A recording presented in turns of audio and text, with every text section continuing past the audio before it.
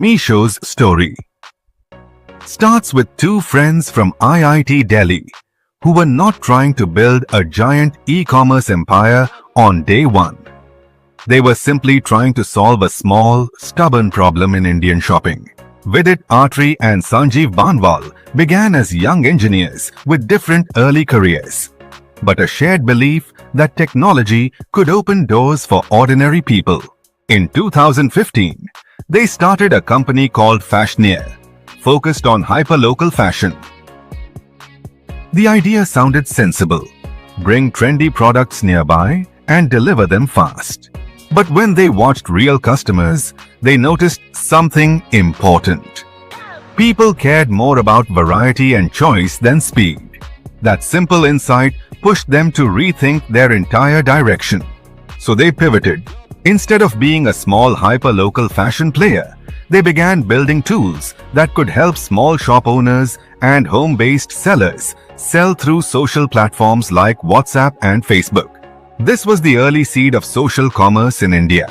In 2016, the idea was reshaped and branded as Meesho, short for Merry Shop or My Shop, with a vision of letting anyone become a seller without needing big capital or tech skills. At first, the magic of Meesho was not about warehouses or glossy brand campaigns. It was about people, especially women, who wanted to earn from home. A reseller could pick products listed by suppliers, share them with friends and neighbors on WhatsApp, take orders, and earn a margin. It felt like a digital version of the trusted Indian word-of-mouth shopkeeper. Except, the shop now lived inside a phone. The early growth was slow, then sudden, as more users discovered that they could begin with almost zero investment. Meesho became a bridge between small manufacturers and first-time online buyers in Tier 2, Tier 3, and rural India. Investors started noticing this unusual model. By 2019, social commerce had become real enough that Facebook made its first investment in an Indian startup by backing Meesho, signaling that the platform's WhatsApp-driven approach could scale nationwide. In 2021, Meesho raised a large funding round led by Fidelity and B Capital, with participation from major global investors, and its valuation rose to about $4.9 billion during the peak of the startup funding wave. But the founders knew funding alone would not create a durable business. The deeper challenge was building a platform that could serve price-sensitive customers and small sellers, while still improving efficiency each year. Over time, Meesho began evolving from a pure reseller-first identity into a broader value-focused marketplace. It expanded categories beyond fashion into home and kitchen, beauty, personal care, kids products, and everyday essentials. This shift slowly changed how people perceived the app, from a side income tool to a mainstream shopping destination for affordable products. The numbers from Meesho's own reports reveal how far that expansion went. In FY24, Meesho's revenue from operations grew to about Rs 7,615 crore, up from Rs 5,735 crore in FY23, driven by higher user growth and increasing order frequency. By the end of December 2024, the platform had roughly 187 million unique annual transacting users and about 1.3 billion total orders placed, making it one of the largest engines of mass-market online shopping in India. The company also announced that FY24 was a breakthrough year. It claimed to be the first horizontal Indian e-commerce company to achieve profitability in that period and to generate positive free cash flow of about Rs 97 crore. This is where Meesho's strengths become easy to see. Its biggest strength has been focus. It did not try to out-Amazon or out-Flipkart in premium branding. Instead, it built trust with value-conscious consumers who wanted low prices, a simple interface, and access to products that felt familiar to their daily lives. Its zero-commission approach for sellers became another key strength, attracting a large base of small manufacturers and traders who felt squeezed on other platforms. To support this low-price promise, logistics had to become smarter and cheaper. Meesho's answer was Valmo, an asset-light logistics aggregator that works with thousands of local partners. Broker reports around the IPO noted that Valmo handles a large share of shipped orders and has helped reduce Meesho's per-shipment costs, improving the economics of value commerce. The company also leaned into AI for discovery, personalization, and customer support, trying to make affordable shopping feel effortless, even for first-time online buyers. Yet every strength has a shadow. Meesho's weaknesses are tied to the same market it serves. Value commerce depends on thin margins, high order volumes, and non-stop cost discipline. If logistics costs rise, or if customer acquisition becomes expensive again, profitability can quickly come under pressure. The platform also has to constantly fight fraud, counterfeit listings, and policy violations, risks that are common in fast-scaling marketplaces with millions of small sellers. Competition has been another hard reality. As social commerce and low-price e-commerce grew in India, rivals and large platforms started offering similar affordable ranges, sometimes with stronger supply chains. Meesho had to keep improving seller tools, delivery promises, and product quality, while resisting the temptation to chase growth through heavy discounting. The leadership's public messaging in recent years has repeatedly emphasized efficiency and free cash flow rather than loud, loss-heavy expansion. Still, the opportunities ahead remain big. India's next wave of e-commerce growth is expected to come from smaller towns and first-time buyers, the exact segment Meesho understands best.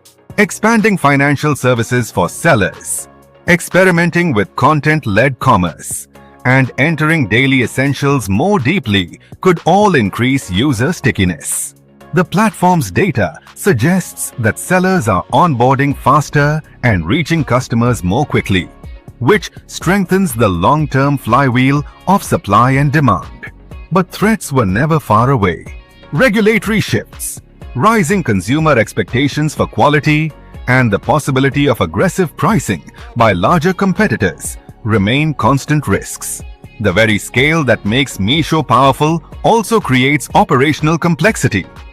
When you serve tens of millions of users and lakhs of sellers, even small trust issues can become big headlines. By FY25, Meesho's growth narrative added another layer. An IPO research note indicated that revenue from operations rose further to around rupees 9,390 crore, while placed orders climbed sharply, reflecting the platform's widening reach and higher frequency buying.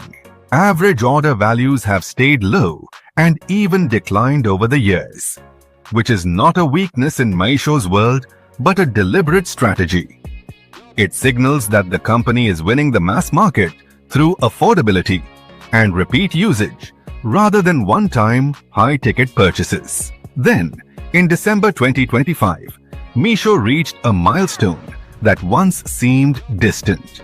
Its IPO drew very strong investor interest, with Reuters reporting heavy oversubscription and a targeted valuation of up to about $5.6 billion. Reflecting renewed confidence in consumer tech and in Meesho's improving financial story.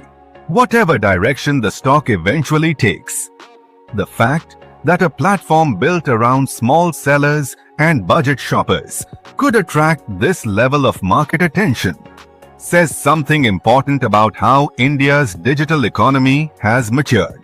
For entrepreneurs, Meesho offers lessons that are quiet but powerful. The first is that big companies can come from humble insights. The founders did not begin by competing against global giants. They began by noticing how informal Indian selling already worked through trust, community, and social networks, and then built technology around that behavior. The second is that a pivot is not a failure. It is often the start of clarity. The move from hyper-local fashion to social commerce was not a small adjustment. It was a full change of identity based on what customers truly wanted. The third lesson is about choosing a battlefield. Meesho chose value commerce and built an operating model suited to it, including low-cost logistics partnerships and a seller-friendly fee structure. The fourth is about patience with unit economics. After the easy money years of startup funding, Meesho's shift toward profitability and free cash flow shows that a sustainable business often requires saying no to growth that does not pay for itself. The final lesson is the most human one. Meesho's story is not only about an app, it is about dignity of small work. It gave thousands of small manufacturers a national shelf, enabled countless home entrepreneurs to earn, and helped millions of price-conscious users feel that online shopping was finally for people like us. That emotional alignment with Bharat, not just urban India, may be Meesho's most enduring advantage. In the end, Meesho's journey reads like a modern Indian business fable. Two friends start with one idea, learn that the market wants something else, pivot with courage, and then build a platform that grows not by chasing luxury dreams, but by serving everyday needs. Its strengths, weaknesses, opportunities, and threats are not separate boxes. They are threads woven into one theme: democratizing commerce at scale. And that is why its rise matters. It tells every new founder that in India, sometimes the biggest future is hiding in the most ordinary present. Please give your comment as to how was this video. And please like and subscribe my channel for more informative videos. See you in the next video. Thanks.